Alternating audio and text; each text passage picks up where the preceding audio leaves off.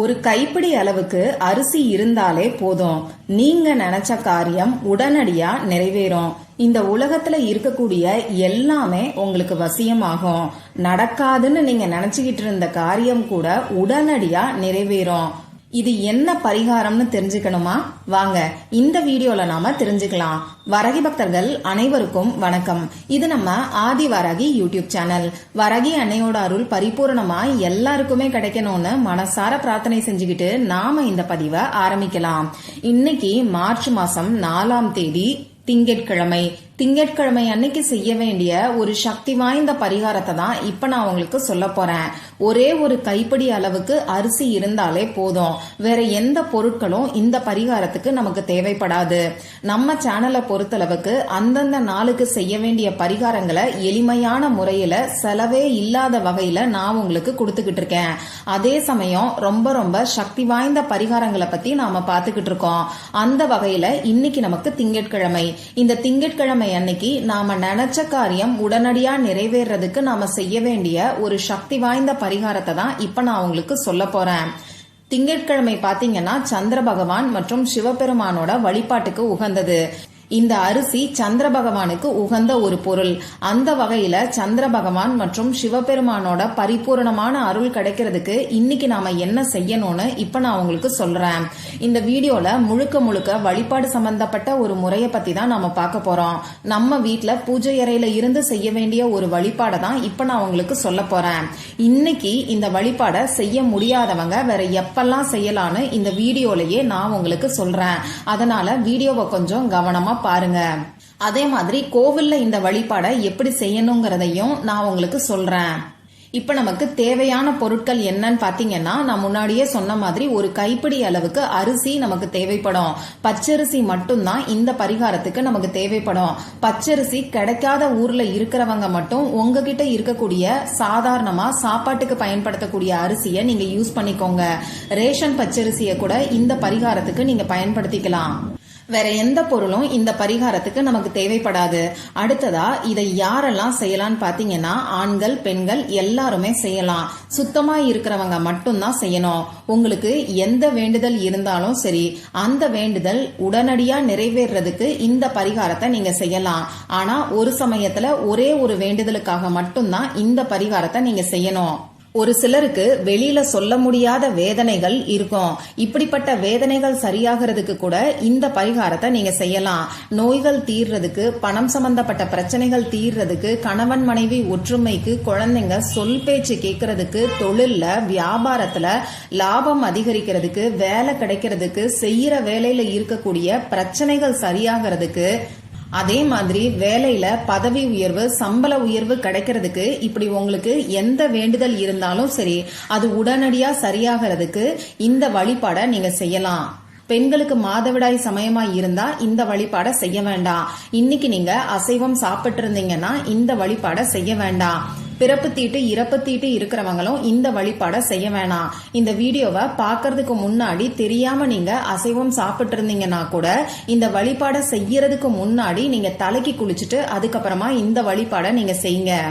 இந்த வழிபாடை இன்னைக்கு எந்த நேரத்துல செய்யணும்னு பாத்தீங்கன்னா, சாயங்காலம் 4:30 மணிக்கு மேல நைட்டு 8 மணிக்குள்ள இருக்கக்கூடிய இடைப்பட்ட நேரத்துல இந்த வழிபாடை நீங்க செய்யலாம்.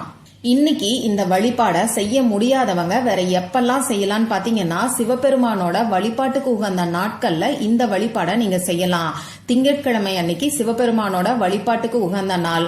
அதே மாதிரி ஒவ்வொரு மாசமும் வரக்கூடிய வளர்பிறை பிரதோஷம், தேய்பிறை பிரதோஷம், அடுத்ததா ஒவ்வொரு மாசமும் வரக்கூடிய சிவராத்திரி நாள்லயும் இந்த வழிபாடை நீங்க செய்யலாம். இப்போ நமக்கு வர்ற வெள்ளிக்கிழமை அன்னைக்கு மகா சிவராத்திரி வருது. அந்த நாள்ல கூட இந்த வழிபாடை நீங்க தாராளமா செய்யலாம். அது இன்னமுமே நல்ல பலன்களை கொடுக்கும். சப்போஸ் இன்னைக்கு இந்த வழிபாடை செய்யறவங்களும் சிவராத்திரி அன்னைக்கு இந்த வழிபாடை செய்யலாமான்னு கேட்டீங்கன்னா தாராளமா செய்யலாம். அதே மாதிரி ஒவ்வொரு வாரமும் வரக்கூடிய திங்கட்கிழமைகள்லையும் தொடர்ந்து நீங்க செய்யலாம். இத்தனை வாரங்களுக்கு தான் செய்யணுங்கிற எந்த விதமான எண்ணிக்கை கணக்குமே கிடையாது. உங்களுக்கு இந்த வழிபாடை செஞ்சுட்டு நல்ல மாற்றங்கள் ஏற்பட ஆரம்பிக்குதுன்னா விடாம இந்த வழிபாடை பிடிச்சுக்கோங்க. ஒவ்வொரு வாரமும் இந்த வழிபாடை தொடர்ந்து நீங்க செய்யுங்க.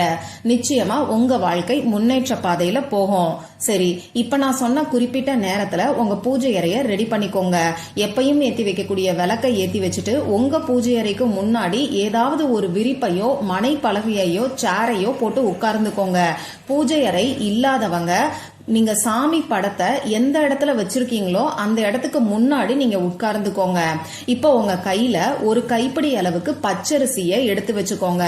அதாவது லெஃப்ட் ஹேண்ட்ல இடது கையில ஒரு கைப்பிடி அளவுக்கு பச்சரிசியை வச்சுக்கிட்டு முதல்ல உங்க குலதெய்வத்துக்கிட்டையும் அடுத்ததா சந்திர பகவான் கிட்டையும் சிவபெருமான் கிட்டையும் மனசார பிரார்த்தனை செஞ்சுக்கோங்க. ஒரே ஒரு வேண்டுதலை மட்டும் வரமா நீங்க கேளுங்க. ஒரு சமயத்துல ஒரே ஒரு வேண்டுதலுக்காக மட்டும்தான் இந்த வழிபாடை நீங்க செய்யணும். இப்படி பிரார்த்தனை செஞ்சதுக்கு அப்புறமா இப்ப நான் சொல்ல போற ஒரு வார்த்தை சிவபெருமானோட மந்திரத்தை நீங்க 108 முறை சொல்லுங்க. 108 டைம்ஸ் சொல்லுங்க.